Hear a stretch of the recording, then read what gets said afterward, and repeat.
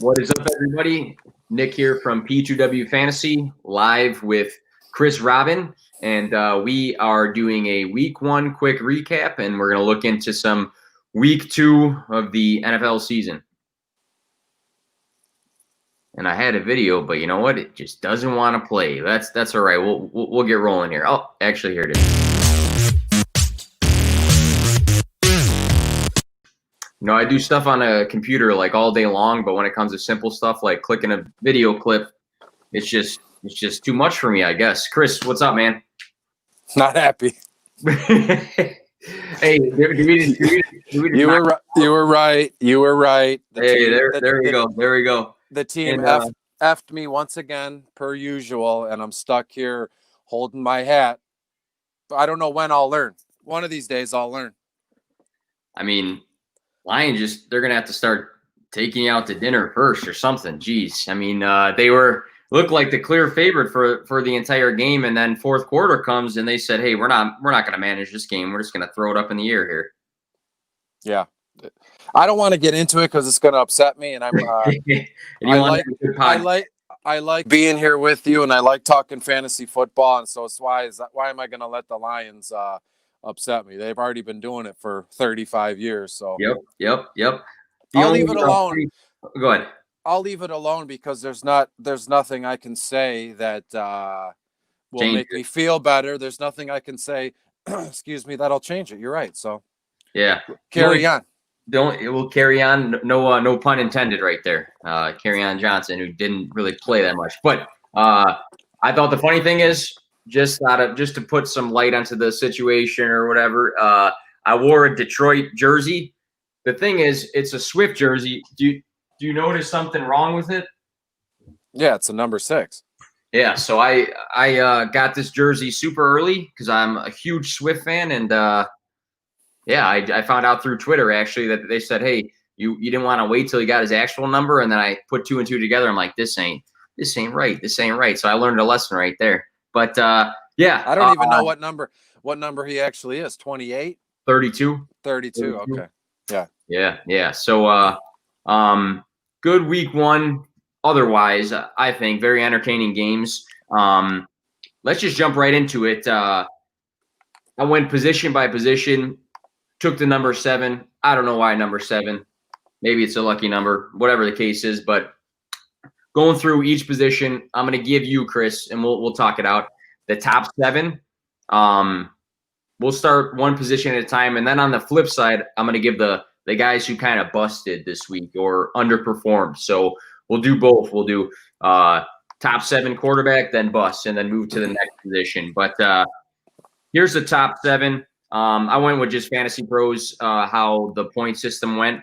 But going down the list here, Russell Wilson, number 1, 31.78 points. And then I'll just go down. Aaron Rodgers, 30.76. Josh Allen, 28.18. Lamar Jackson, 27.5. Kyler Murray, 27.3. Cam Newton, 25.7. And then Matt Ryan, 24.9. So going down that list, any surprises there to you for that top 7 finish for the week?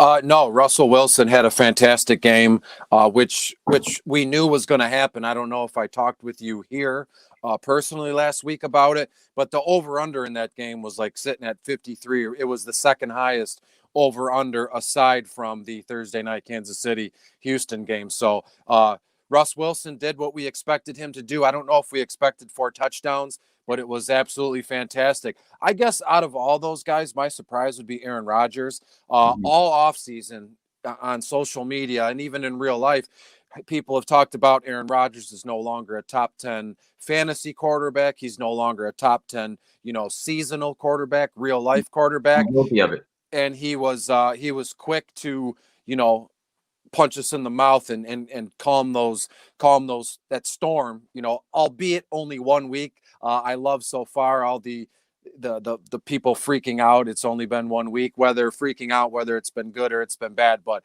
to answer your question, Aaron Rodgers was a surprise and it was pleasant. Yeah, I think like you said, Wilson, I think I was just surprised at how much they just opened the door for him to throw the ball. And he, 35 attempts, for a team that, you usually say they're pretty run heavy and they don't throw it enough. So they said to Russ this past weekend, hey, Mr. Unlimited, we'll give you some extra throws here. But yeah, Aaron Rodgers, 44 attempts for 72.7% completion rate is insane if you think about fantastic, that. Yeah. And the biggest benefactor there was Chris Carson. He caught 2 touchdown passes, yep. which is phenomenal given where he was drafted. He was drafted just outside the top 10. Let's be a little bit more generous. He was drafted outside the top 12 at the running back position, right? Mm-hmm. And he is, by all means, the guy there. He takes all the carries, a workhorse, if you will. And 2 receiving touchdowns is it's fantastic news, after one game looking into the rest of the season here. For a guy who doesn't typically get a ton of passing work. So that is good news there. On the flip side here's some guys that underperformed at the quarterback position. Ryan Fitzpatrick, 8.44 points. Tyrod Taylor, 9.02. Baker Mayfield, 10.86. Jared Goff, 11.5. Sam Darnold, 12.2. Is there a reason to panic on any of these guys? Baker Mayfield is awful. I'm not a fan of his. I've never have been. And it's not like it's from a place of like hatred or anger where I wish the guy, ill will. It's nothing like that. I want to see all these guys, do well and succeed. He just doesn't look like a good NFL quarterback. There was a clip that I combed over, last night and early today where he had a sphere around him in the open field behind the, way out of the pocket, 10-15 yards deep, not a player in sight. And he still made the wrong decision. He still took a sack on that play when he's not taking what the defense is giving him. I firmly believe it's going to be a very long season again in Cleveland, which is unbelievably crazy, especially coming from a Detroit Lions fan like me.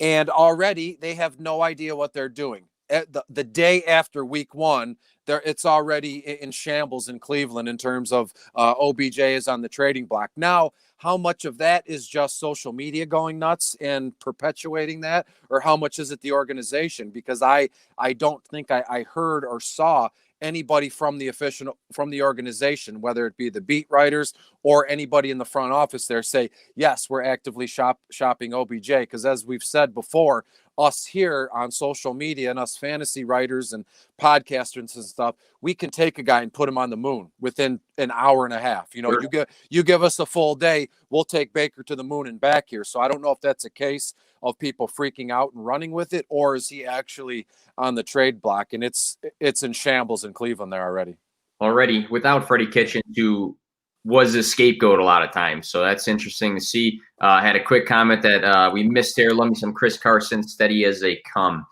Good comment there. I think there's some room for concern if you have some faith in Ryan Fitzpatrick and Tyrod Taylor having a long season, because I know having a bad week for both of them, there's 2 guys that are licking their chops in Justin Herbert and to a T, we'll say. But two guys that underperformed, and they're on a short leash. So might be a case where the 2 rookie guys might step in sooner than we think if it keeps going down this path. I'll be the first to admit I got Tyrod Taylor wrong here. Week 1, in my DFS article, bottom of the barrel, I published like 10 days before the start of week 1 because everybody was excited and I wanted, to get it out and let people read it numerous times, get their DFS lines in, because it was excitement and it was the right thing to do. But it was the wrong call in terms of Tyrod. He was very, very cheaply priced for DFS purposes. And obviously, if you do well in DFS, you're going to do well in real life and in seasonal formats, right? And he didn't do well. He had 200 passing yards, only 30 attempts. He took the ball 6 times, 6 carries for 7 yards, no touchdowns, nothing. He finished with under 10 fantasy points for your seasonal teams. So I got that wrong. And as you said, it wasn't horrible. It wasn't a horrible performance like, oh my God, we got to switch quarterbacks right away. But it is a little bit concerning when you have Justin Herbert, as you've said, waiting in the wings, your words, licking his chops to get in there. So as they said, leading up to the season, we might not see Tyrod Taylor we might not see Justin Herbert all season. We're going to let him learn and get Tyrod in there, but they're going to go restless here if this is what Tyrod's going to do on a regular basis. Again, I want to tell everybody the disclaimer was only 1 week, so let's take it easy.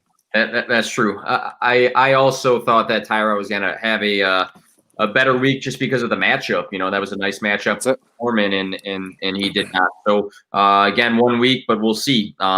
If it's a couple weeks in that route, then it might be rookies stepping in. Let's move over to running backs. So top 7 here: Josh Jacobs 35.9, Christian McCaffrey 28.4, Zeke 27.7, Hines 27.3, Malcolm Brown 26, Raheem Mostert 25.1, Chris Carson 24.6. I will add that on my my hot take thread that I had for week 1, I said Josh Jacobs will outscore Christian McCaffrey. I said a lot of wrong things that I can list out, but yeah, I actually did. I did call that one, and that was a great performance from him. What's the biggest surprise on that list? If you had a I mean, let's be honest. We're not stupid. It's Nyheim Hines in Indianapolis this week. Yep. And I'm not one to, gloat or say I was right. Ha, ha, ha.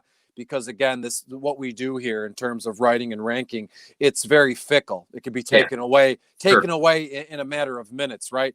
But I did try and warn people about Nyheim Hines 10 days before week 1 started. He was in bottom of the barrel. I liked the position he was in. Obviously, we can't predict injuries. Like I said in the beginning of the broadcast, I don't wish anybody ill will. I want to see everybody succeed. But Marlon Mack tearing his Achilles, we wish him a safe and Godspeed, a good recovery there. But Hines still did his thing regardless of injuries or what he did what we didn't think he was going to do. And that's the beauty of this, the projections and the what's going to happen. But I will say that I was all in on Hines all offseason, and then I put pen to paper 10 or 12 days ago. So he's my biggest surprise this week, obviously.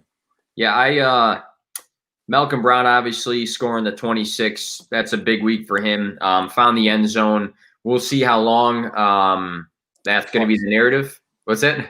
Didn't he score twice? Yep, he did. I think also just Josh Jacobs, obviously, we never thought he was going to have a bad week. It was a good matchup. But the fact that he's starting to get involved, like we said, and we wanted for people that roster him in the passing game, had 4 receptions, didn't have a lot of those games last year, 3 touchdowns for him. I think this is good. This is good. This is what you expect out of guys that in dynasty drafts, maybe startups and guys that, had some faith in him last year. Like, hey, he's going to take a big jump. So that's a good first week for him, hopefully for the better moving forward. It made me Mostert and what he did this week, that made me feel a little bit better because we're talking, 2, maybe even 3 months ago, like when people really started getting into dynasty startups and, short round drafts to refill their dynasty leagues and keeper leagues and such. Mostert was a guy that people were either all in on or off, and I was all in on him. And it was just not to say it's going to carry all season. Again, 1 game. I'm sorry to keep saying that, but it was a good first step for us Mostert fans and aficionados. I agree, especially with a couple guys that might be involved in the rush game there. So if he steps up and says, hey, this is still my role, and I'm going to be the one that carries the load. Even with guys like Jerick McKinnon getting involved this past week, still shows good signs for Mostert. Let's look at the bad side here, going down the list. And we'll keep in mind some of these guys are banged up, but it might be a concern moving forward. Here's some of the busts or underperformers here. James Conner, 3.7 points. Kerryon Johnson, 1.4 points. Mark Ingram, 2.9 points. Nick Chubb, 5.6. Le'Veon Bell, 6.6. Austin Eckler, 9.7. So a chunk of these guys are banged up, and that is the reason they underscored, maybe. Some of these guys just had some bad weeks. Any pressing of the panic button for you on any of these guys? Do you mind if I just do some quick hits on each guy? I want to elaborate. Absolutely. So Absolutely. when it comes to James Conner, I've long said I'm a fan of the guy, his work ethic, what he's done to where he is now. It's fantastic, but I feel all bad for him and any of his owners. The guy it looks like he can't stay healthy. I don't know what happened last night, but he was looking for his helmet. It's like the coaching staff hid it from him. That means what is like concussion or some sort of head injury. Benny Snell took the ball and ran with it. So James Looks like it was Conner, an ankle yeah, sprain, I think. But I yeah, think that you're right. They probably did hide it from him, saying you're not going back in there, buddy. yeah. So Connor owners, I'm absolutely panicking. KJ owners, carry on here in Detroit. Why would you panic? He wasn't even 10th, 11th round guy. So when you drafted him, you knew he wasn't going to be an RB1 to begin with. So who knows how it's going to shake out here? AP looked fantastic. So I think it's going to be an AP Swift kind of combo, or maybe it's a three-headed monster. It'll be a three-headed slug for all I know. Who knows? When it comes to Mark Ingram, J.K. Dobbins is the guy there. I don't think they look back. To be honest, we all knew that they drafted J.K. to be the heir apparent to Ingram in Baltimore. And we all knew it was going to happen. We just didn't know it was going to happen after the first 1 or 2 weeks of the season. So they'd be better off just giving a full workload to KJ and spelling in Ingram here and there. So Ingram owners, I wouldn't panic because again, his ADP where you drafted him, you didn't draft him to be your RB1. So he still makes for a nice flex play. In terms of Chubb, I wouldn't panic just yet. It was game script. Like I said, Cleveland is just a mess. Baker Mayfield is awful. I don't know how far they go or they continue the season with Baker at quarterback. I know that sounds crazy after after only 1 week, but Case Keenum he had Minnesota on the doorstep of the Super Bowl, and they threw him aside. Last year too in Washington, he had some good games. Case Keenum is a gamer, and the guy knows what it takes to be a professional football quarterback. So I think they would be wise to put him in sooner than later and just leave this whole Baker Mayfield thing alone, right? In terms of Le'Veon Bell, full panic. I don't even know if it's panic. You just, you take your lumps on this one, get punched in the stomach. It's a kick in the dick. He just was put on IR an hour or two before the broadcast here, meaning he's going to be out for 3 weeks. Gase is probably the worst coach aside from Matt Patricia in the NFL. He doesn't know what he's doing. It's creating panic there in New York, and people are upset. Sam Darnold, they're blaming him for no reason. It's a mess in New York for the Jets after only 1 week. It's unbelievable how big of a disaster can be created after only one game. And in terms of Eckler, I think we're good, right? And I say that out of a place of a personal love after trading for Eckler the night before the season. So Saturday night, I traded for him. I think he's going to be okay. Let the offense get acclimated. I know Tyrod is the quarterback there, and we'll see what happens. It doesn't matter if it's Tyrod or Herbert. I think he's going to be okay. Everybody said that Eckler's value is tied to the quarterback, a quarterback in Phil Rivers who doesn't even play there anymore, seeing how Phil is Mr. Checkdown Charlie with his running back. So again, Eckler's one of those guys. I don't think his value is tied to one guy. He's going to be fine, so no panic on there. 2 goats in one live stream from our guy there. Me? Hey, I don't know about 2, maybe 1.5, maybe 2 halves to 1, but I appreciate the comment there from real quick. Let me reply to Mendy there. David Mendy, Daniel Mendy, I think. Sorry, buddy. I should have just stuck with your last name. I wouldn't have looked like a jerk. So I lose the bet. We bet, over a message like a week or so ago, Lions or Bears, right? I lose and I have to bow down to you, and you're wearing a Lions jersey at the same time. Hey, only a goat would do that. Don't call it a Don't call it. I will say though, all the negative news is pointed to Swift dropping that ball in the end zone. The guy was hurt all week, and he rushes for his first career touchdown. He actually ran more routes from the running back position, I thought I read, than any other rookie did. So there's good promise for that guy. That's part of the reason I wear it. Other parts, little bit of a rub in. But hey, I got to take it while I can as a Bears fan, because a few weeks from now, I might be the same boat as you. Next week, I might be, watching Danny Dimes throw all over the place. But we'll see. We'll see. We will see. Austin Eckler, real quick. You know that's my guy that I'm huge on. Definitely underperformed. I will say, though, you would not think that Austin Eckler week 1 was going to have 19 rushing attempts. That's not typical Eckler. Eckler had like 130 last year. So that's a good sign. The one catch is not a good sign.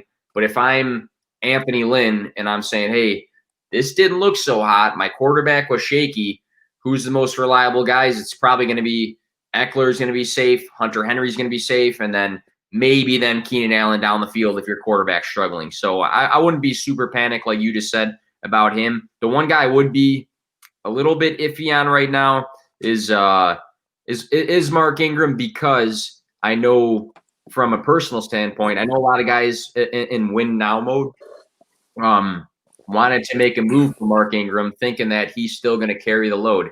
If this rookie who didn't get a ton of attempts, but if he's sniping all these goal line touches, that's going to be rough for guys that roster Mark Ingram. So I don't know. We'll have to see about that, I guess. I agree with you. Wide receivers here. Let's go down the list.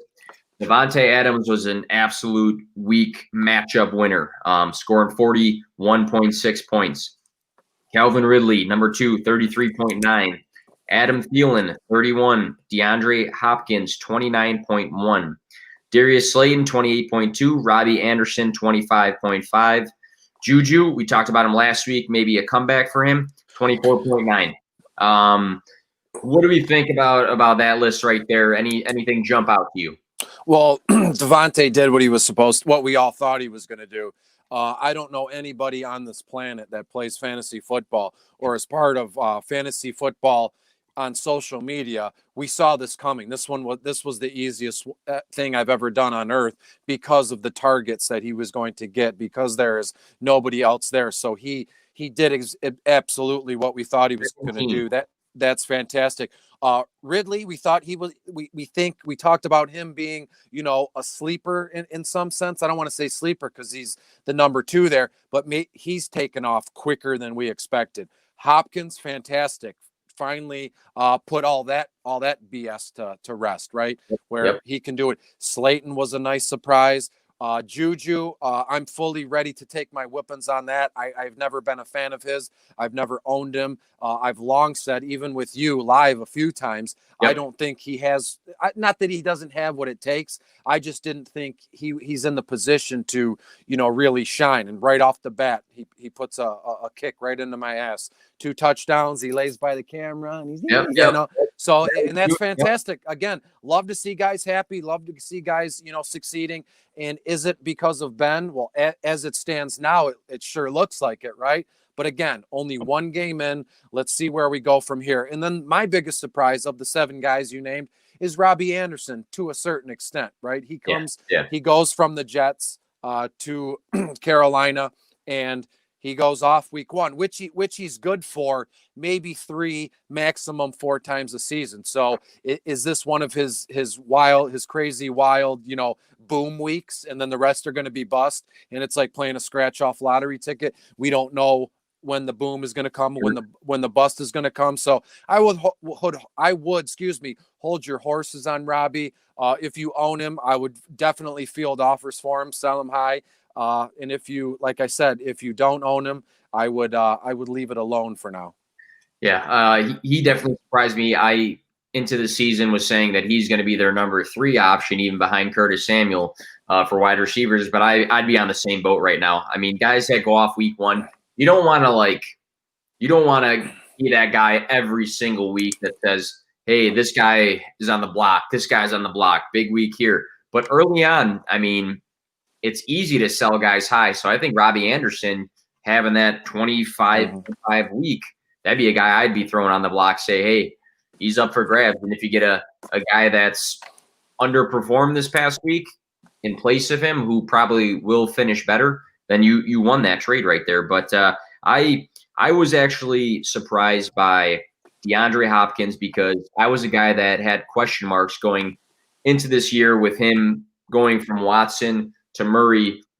not saying Watson's like this big separation from Murray. I didn't know if he was going to get the same target volume that he did in Texas, but having 16 targets and catching 14 of them, I think he solidified that, hey, me and Kyler are going to be legit this year. And I was a bit surprised that he was that heavily involved right away, because I thought the Cardinals might spread out the ball. Like, hey, Kirk, here's a couple here. Larry Fitz, here's a couple there. And then they actually just continue to feed Hopkins right there. Comments here. The amount of guys that have been put on the block this week. God damn. All right. And then everyone trying to capitalize after week one, solid performance. That's a common thing in leagues, though. I mean, Toronto Dave. Somebody was on the block today. That's all I know. All my leagues. Hey, Toronto Dave, while you're at it, why don't you shoot me a picture of your latest haircut, and we'll go from there. I actually think I seen that video on a live stream or something. That was a few months ago. He's a fantastic guy. I love chatting with him.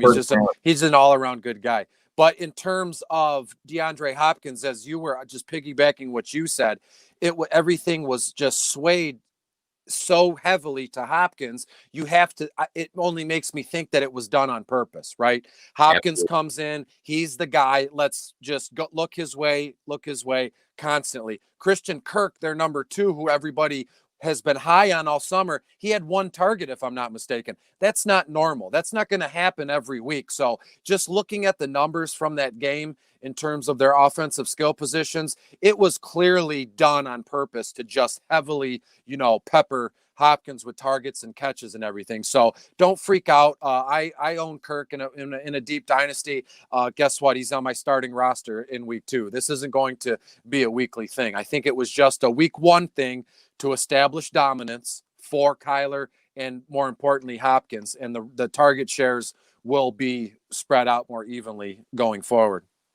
2 touchdowns for Slayton. He had a big game against a great, if not maybe the best defense in the league. So that's a little bit of an eyebrow raise there, even though I do like Sterling Shepard.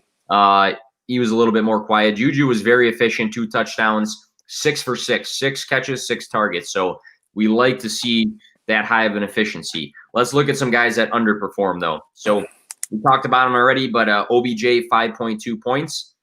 Mecole Hardman, 1.6 points. Brian Edwards, who was a rookie darling going into the season, starter on the team, 1.9 points.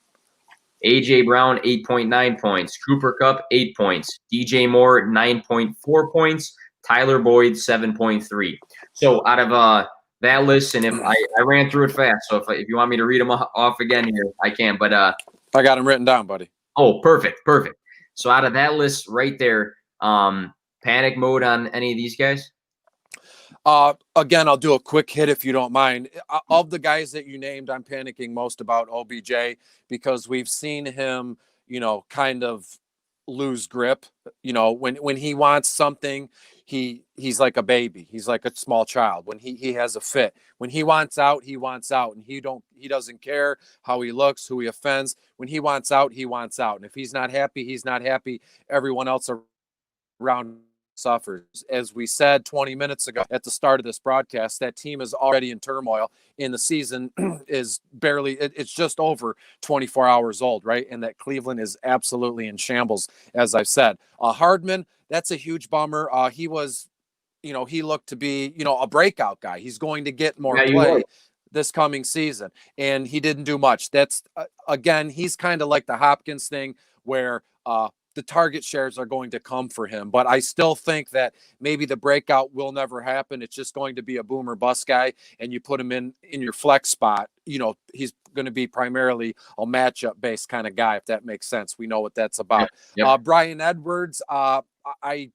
I could care less about him. And it's not to be rude. I don't own him. I never have owned him. I don't draft him. I didn't trade him for him. I didn't trade away from him. I didn't even look into all this talk and all this hype about it. Yeah. It's just one of those things where, not to say I like, I'm that good. It's nothing like that, because it might sound like it, but you could see this coming a mile away in terms of their offense. And there's other people in the pecking order in that Raiders offense. What made you think that Brian Edwards was going to be an absolute stud right out of the gate? You know, he's a rookie. This thing takes time to develop. So him flopping week one doesn't surprise me in the least. AJ Brown and DJ Moore, I'll lump them together because they're in their sophomore seasons. They're going to be fine. We saw what they did last season. They're studs. They're on their way up. They're going to be 2 top 10 wide receivers by the end of the season, top 15 at worst, let's say.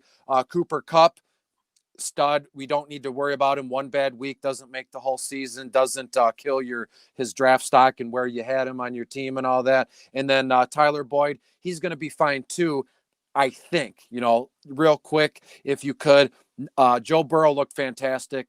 That 30-yard rush for the touchdown. Wheels, man. That's he looks good, right? So everything else is going to start to come. I've said it a million times the last month or two. I put pen to paper on it too. Week one, especially yesterday, is different than any other week one we've ever seen in NFL history, with no, you know, with everything being shut down, with no preseason. So I wouldn't be surprised if a lot of these coaches used week one to kind of work some things out live and on the fly on the field. So Tyler Boyd will be fine. He went over 1,000 yards last season receiving, if I'm not mistaken. He's going to be okay. I love AJ Green, but how long can he hang on here? That's kind of the story here. If you're concerned about Boyd, is will AJ Green be there long enough on the field? And Boyd will be fine, as I've said. Yeah, Fantasy Force FB. Love the chat, boys. Keep it up. Love how reasonable Chris is being after week one. All right. And then Steve 2.0. Not sure if you covered it, but I'll need a Swift update. We talked some good stuff about Swift. I know Steve's a Packers fan, so we got a Bears fan, Detroit, and Packers fan right there. The three of us did a live show before together. So I don't know how serious it is right there. I think it might have been I'd like to answer Toronto Dave's all right, comment, yeah. if I could. Sure. Well, of course I'm going to be reasonable, because that's what I wouldn't be of any value to you, Nick. I wouldn't be any value to people that read my stuff. My rankings would suffer. My DFS content would suffer. People wouldn't have me on their podcast if I flew off the handle at every little thing. So being reasonable, I feel like, is a good proponent to ranking, writing, projecting, DFS stuff. Of course I'm going to be reasonable, because again, it's only week one. There's so much football left to do. There's so much more to shake out. So again, I'm not going to freak out after 1 week, because then I would look like a silly goose. Which I think is important too, because especially as like some of us are building like follower counts and things like that, if every time the smallest thing or 1 week of football happens and we just overreact about everything, then you get a bunch of people buying into stuff that they probably shouldn't buy into. And I think that's important to start like weighing things out, like, hey, player A had a bad week. Like here, AJ Brown had a bad week. Well, I wrote it down here. He had like 8.9 points.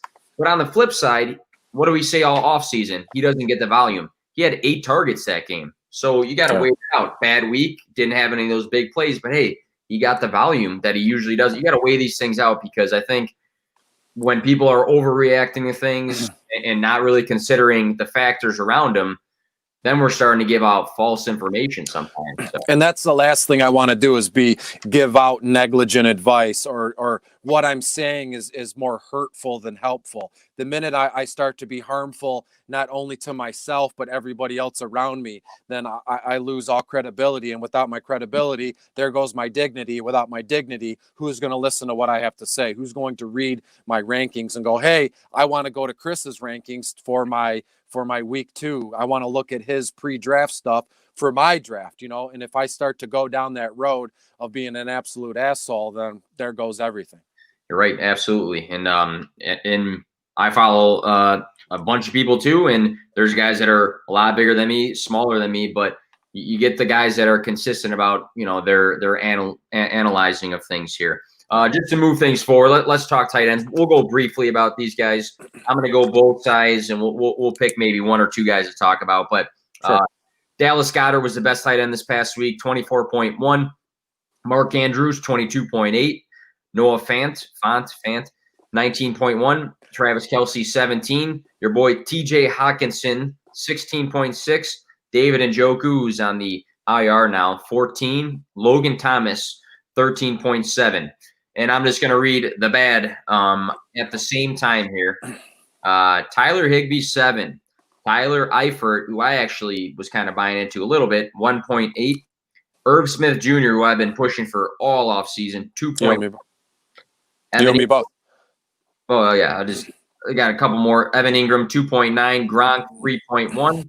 Hooper, 3.5. Hayden Hurst, 6.8. And Gesicki, 6. So I know I threw a lot of information at you. But let's talk briefly about the tight ends here. What's your thoughts week 1 with these guys? Positive, negative, whatever. Mark Andrews in Baltimore is an absolute stud. Absolutely. He's gonna score. He's gonna score 10 double-digit touchdowns this season, and I'd bet my proverbial fake farm on it that he does that. Dallas Goedert, fantastic.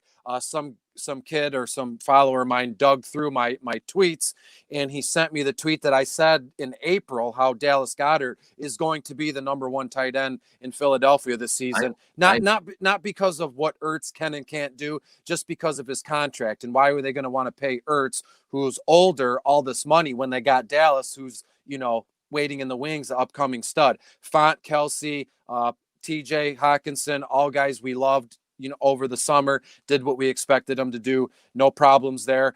2 guys I want to mention that didn't do well yesterday. And again, I kind of saw this coming. Higbee and Ingram.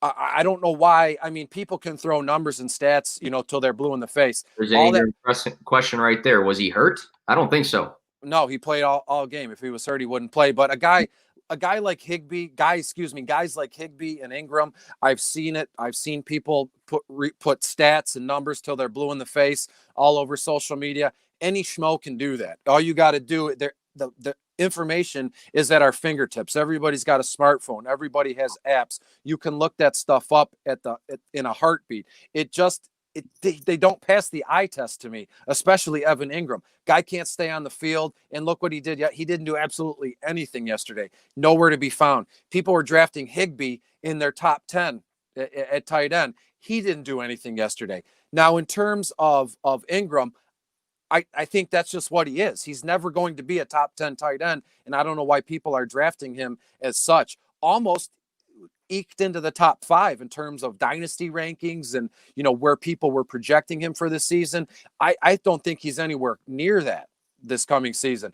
In terms of Higbee, I think yesterday was don't panic, just throw it out. Again, that game, that first week of the season, game script narrative where it was just one game. Let's let the offense kind of, figure it out for themselves on the fly kind of thing. Higbee's going to be fine. Irv is going to be fine. Gronk, who knows? It's Gronkowski. Hooper, he's going to be a massive bust. I've been saying it for months. And what does he do week 1? He proves me right, kind of, because it's only been 1 week, right? And then Gesicki, he's going to be fine. I've always loved him and his talent. Miami is going places, especially when they get Tua Tagovailoa in there. He's going to be fine. And even with Fitz in there. So I'm not worried about any of these guys. Eifert, nothing to write home about. I don't know why anybody would be all in on Tyler Eifert to begin with.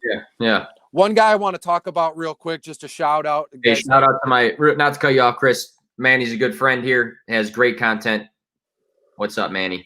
But yeah, go ahead, Chris. One guy I want to shout out real quick. I don't know him personally. I've met him a few times. Jake Butt from the University of Michigan. He's now the tight end in Denver. He blew his knee out in his last game at Michigan in a bowl game, and then he blew it out twice already since Denver drafted him. He was able to get in some real life game action yesterday. Didn't do much in terms of stats, but he was on the field. He's blocking. He was on the actual field. It's fantastic. He was getting in people's faces. The one guy threw a punch at him and everything. So he's scrappy. He's getting in there. I'm happy for Jake Butt. That's awesome. That takes a lot of heart, man, because, I mean, we've probably all played sports and been through injuries, but when you're at that level and you got to really pull yourself to be at the highest possible level and you're on the field like that, that's awesome. Big time. Irv Smith Jr., real quick, I was a little concerned about his usage. I'm hoping it changes, but the fact that Justin Jefferson's not really heavily involved at all right now and Irv Smith had a great camp and was lining up everywhere, I'm not a fan of his game 1 usage. I'm not going to give up. The dude's like 22 years old. Great dynasty asset. Very, very talented guy, but not the best week one. You mentioned Higbee. I'm not a huge Higbee truther, but at the same time, like it was Robert Woods and Malcolm Brown for the Rams. Everybody else was like okay, if not below okay, including their quarterback. So I don't think that's a massive, big, I got to change my roster because of this first game. TJ Hawkinson, good week. I love the usage. I like the fact that he was getting them red zone looks from Matt Stafford because that can make him a dangerous tight end. And Absolutely. the last guy to mention real quick here, Logan Thomas had 8 targets, 1 touchdown. Maybe not the most talented guy, but at the end of the day, Washington, if that's going to be a potential target of Haskins, then might be somebody to look into because he's probably very cheap right now, if not free. So if Logan Thomas is no better than Evan Ingram and Gronk and Austin Hooper and Hayden Hurst, these guys, but he's getting the volume, consider it because that's going to be a factor in fantasy football here. Real quick, if you bottom of the barrel is out now, it's pinned on at Detroit Beastie. Appreciate it, Dave. I have this weird feeling for week 2 that Logan Thomas, he's going to throw a touchdown pass or he's going to catch a touchdown pass in like a weird gadget play. Because if you remember correctly, the Lions are playing in Green Bay on Sunday. And last time they were in Green Bay, he caught a touchdown from kicker Matt Prater. So I don't know. I got all these weird vibes going on. So mark my words, Logan Thomas, he's going to score or throw a touch. Something weird's going to happen on Sunday. So we'll have to revisit that this time next week. OJ Olds over here. Chris's passion for the game is always intense. That's my Joe in the charity in the Pros versus Joe's charity league. He donated to my my animal rescue and he won. And he's my Joe. He drafted the team and we won in blowout fashion week 1. Scored the most points in the entire division. Awesome. That's awesome. Good for you, Joe. Very cool. He might be the one taking over that team, I think. I don't know. I already gave it to him. I'm just an advisor here. He donated and he won. I love that he's having fun. All right. So for time's sake here, let's move forward to some start and sits. And then if we got to funnel some things around at the end, look at some waivers, things like that. I did release an article and surprisingly, it got the most reads I think I've ever had in an article ever. Oh, that was cool. That was cool. So let's go to start and sits though, because people are very curious about week 2, who's some guys that should ball out. And we'll start with the quarterbacks here. I wrote down 2 different guys, and we'll go to you right afterwards. One guy I do like for week 2 that had an iffy. He didn't have a horrible fantasy week, but I think he's going to have a major push to be better this week. And he's playing a not so great defense that gave up a lot of points this past week. I think Tom Brady's going to have a bounce back week. 2 touchdowns, 2 interceptions in a loss. Brady's not a guy that chalks up a ton of losses. 23 for 36, 239 yards. It wasn't a good game for him. It wasn't a terrible one, but it's not the first game we expected. Now, playing a Saints defense and playing Drew Brees is going to be different than playing a Carolina defense. So I'm going to chalk up Brady, maybe not being the start of the week, but I'm going to say he's going to be maybe a top 5 streamer this week, if I want to be so bold. Mm-hmm. The other guy, I won't go too deep into it, but Josh Allen absolutely killed it this past week, and now he's going to go to Miami, which I think he's going to light on fire. So my 2 guys are going to be Tom Brady, Josh Allen. I have right off the bat Aaron Rodgers home playing my Lions. I don't know if anybody saw this. Maybe I only did because I'm here in the city. Justin Coleman, the Lions, probably their best cornerback, was just put on IR for a couple weeks with I think it was a shoulder issue, right? A-Rod is good. His floor is going to be 3 touchdown passes Sunday versus my Lions. Lions haven't won in Green Bay since 2014. So we're looking at 6 years. Green Bay absolutely dominates the Lions, whether it's home or away. Rodgers is a fantastic play this week. He is my, without a doubt, start of the week at quarterback. No surprise. Not like I'm, going out on a limb here. And my second guy is Jared Goff. He's playing in Philadelphia. He's playing in Philadelphia this weekend. What's going on with Philadelphia right now? They let Washington score, 17 unanswered points and come back and win that game. again, another team, it's early on in the season, but I'm going to strike while the iron's hot. Let's say no time like the present. How many more cliches can I give you? So golf, I'm looking for that whole Rams team and golf in general to really, put it on teams again, like they did the year that they, their Super Bowl run. So golf is on my radar. And then another quick PS kind of thing. Gardner Minshew at Tennessee this weekend looked fantastic on Sunday, and people keep doubting him. And what does he do? He keeps slapping us all in the face and saying, nope, I'm the starting quarterback. He barely had any incompletions that game. 19 for 20. And I'll say straight up here, I have not been a big truther or supporter of Minshew, but if he's going to come out and barely have any incompletions and go like almost 99%, then you got to roll with a guy like that. Going to some sits here. So it really depends on your roster shakeup, but I think a guy that might struggle again this week is Deshaun Watson against Baltimore. So he did okay in fantasy. I think he had 1 touchdown, 1 interception. He had 6 carries. His completion rate was okay, almost like I think a little bit over 60%. He scored a lot of garbage time points against the Chiefs. The Chiefs defense and the Baltimore defense are two very, very different animals. So I think with him still figuring out like, hey, is it Will Fuller? Is he going to have another good week? Is Brandon Cooks going to step up? I think Watson, obviously, if you got Watson as your starter, you're not going to sit him for I don't know. You probably won't sit him for a Baker Mayfield or a Sam Darnold. You're not going to do that, but yeah, leeway, it might be interesting. And the other guy that I was concerned about watching, he actually did pretty decent for a team that played a great Pittsburgh defense. But Daniel Jones, if you watch that game, he got hit and touched way too many times by that Pittsburgh defense. And that front line is very, very good. But against Chicago, I don't want to be biased, but I think the Chicago defense might have an easier time getting to the quarterback than normal because that offensive line looked horrible. Says Barkley's 6 yards for the game too. So that's it. One for me. Awful. I know. Yeah. What about you? I'm going right after it. A sit for me this week is Ben Roethlisberger. He's home, but Denver's in town. And the only reason I'm saying that is because people are like they snorted magic pixie dust with Ben Roethlisberger.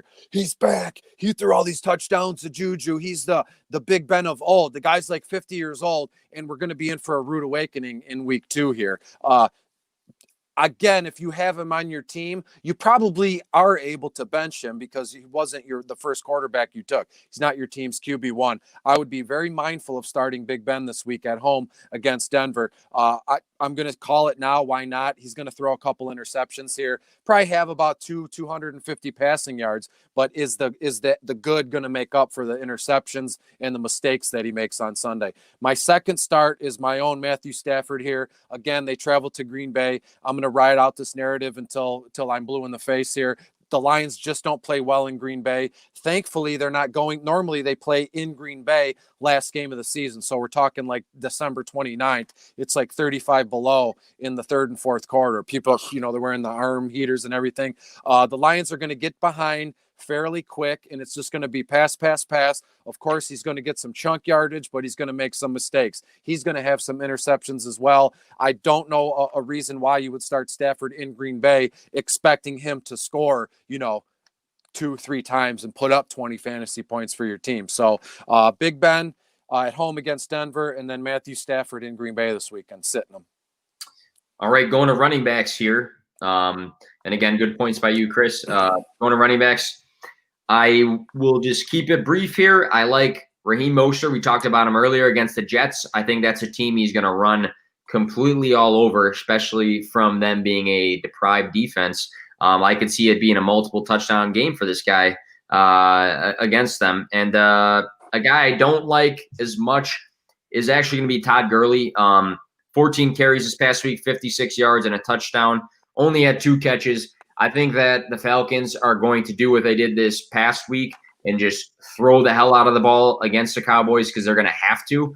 And I'm not sure if that's in Gurley's favor because I don't think it looks like a team that Matt Ryan's going to throw the ball that much to the running back. So if the game script involves hey, we have to throw the ball like crazy, I don't think Gurley's going to have much of a cushion for the week. So that's going to be my start and sit for running backs. My starts are Derrick Henry. He's playing Jacksonville. Guy's a monster. Joe Mixon, I love him this week. The Battle of Ohio, he's playing in Cleveland this week. He gets off that. You even want to call it a schneid. It was only one game, as we've said a million times. But Mixon is going to do what we all expected him to do and put all that garbage to rest. I don't like Ingram this week. I don't like James Conner this week for obvious reasons. And David Johnson, although he looked fantastic on Thursday, I'm all in on David Johnson. I would temper your expectations versus Baltimore this weekend. Baltimore has a very fantastic defense. They're young, they're hungry, they're buzzing around the ball. So take it easy with David Johnson this weekend.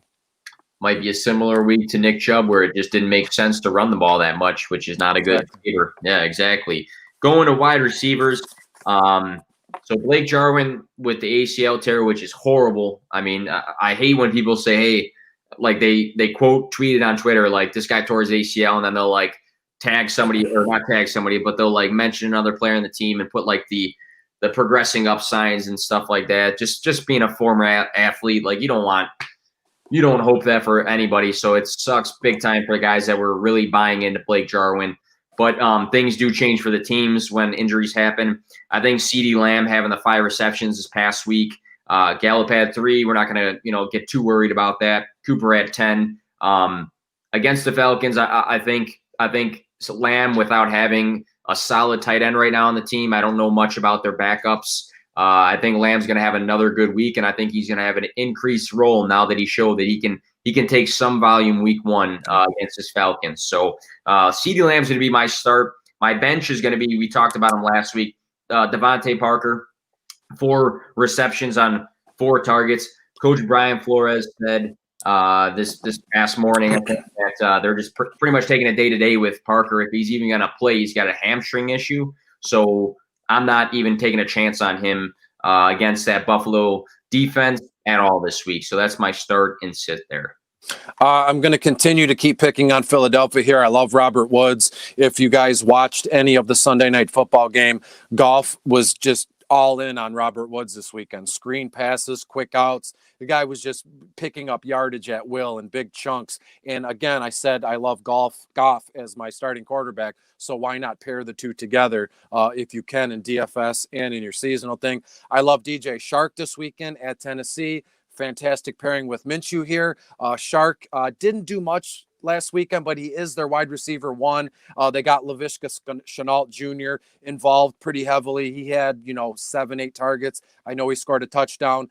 They're going to get back to the meat and potatoes. DJ Shark is their guy there. I would have no qualms starting him. My 2 sits are, one is surprising. It's Calvin Ridley here in Dallas. Dallas lost to the Rams on Sunday Night Football. Now they go into Dallas, Jerryland at home, their first game of the season. I do believe they're allowing some fans in there. Dallas is going to be pulling out all the stops. They do not want to go down 0-2 to start the season. I don't think Ridley has a chance here to, for like big yardage. Of course, he's going to get 4 or 5 catches. He's not going to score a 75-yard touchdown. He's not going to go over 100 yards receiving. Another guy, just temper your expectations with Calvin Ridley. I don't know if I would bench him, let's say, but he's not very high on my list and my radar. My second guy is Scary Terry McLaurin.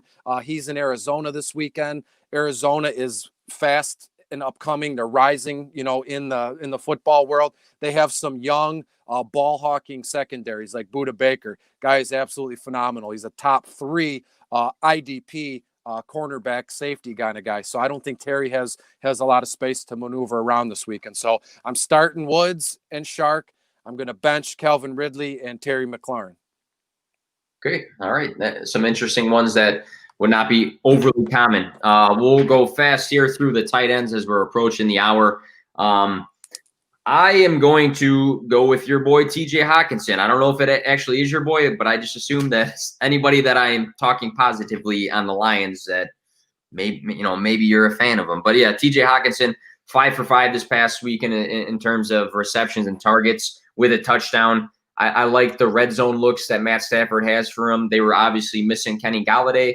I don't foresee the Packers as a team that is going to shut down the tight end. So I actually like Hawkinson having back-to-back good, solid weeks here at the tight end position. The guy I'm going to actually avoid, even though I think he had a phenomenal first game, is Noah Fant, because we just saw the Pittsburgh defense completely shut down Evan Ingram. I know you're not a big fan of his, but I think that they, in the center of the field, guys like Devin Bush, I mean, you're an IDP guy as well. I think that they're very good at shutting down the tight end. So that concerns me for Noah Fant. I think after this week, he's a plug and play right away, but that's going to be my avoid for the week.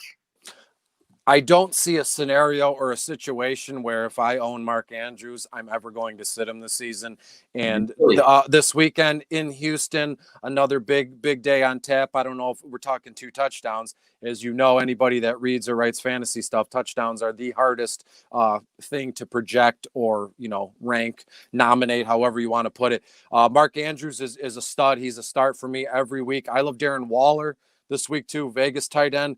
At home against New Orleans. The over-under in that game just continues to climb. A lot of action and fireworks in that one. And then the 2 guys I'm going to sit, we mentioned in the open of the show, I want nothing to do with Evan Ingram in Chicago this weekend, and I want nothing to do versus Cincinnati this weekend. So starting Ingram and Waller, and I'm sitting dang near thinking about cutting Ingram and Hooper. I don't know if I'd get that dramatic, but. All right. Well, to close things up, we don't have to get super into it or anything. If you just want to list them out, I asked you earlier, I said, hey, you got nice Swift jersey, Nick, like Chrissy Sr., last name of a certain person's wife in this podcast. It's one of our waiver wire. If you had to pick 2 guys, no explanations, 2 of your number 1 targets, I mean, who's your 2 guys that you're going to actually pay some fab for or gun for? Paris Campbell, Indianapolis wide receiver.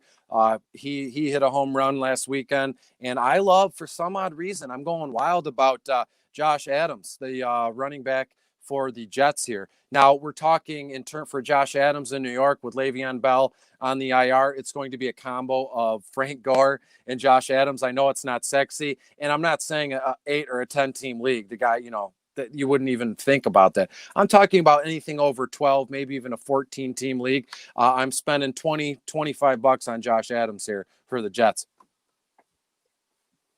Get B. Hartley, great show so far, guys. Appreciate that, man. I wrote down a bunch of guys. I've been pounding the drum for Russell Gage for a while. Great week. I think he was the 11th wide receiver overall.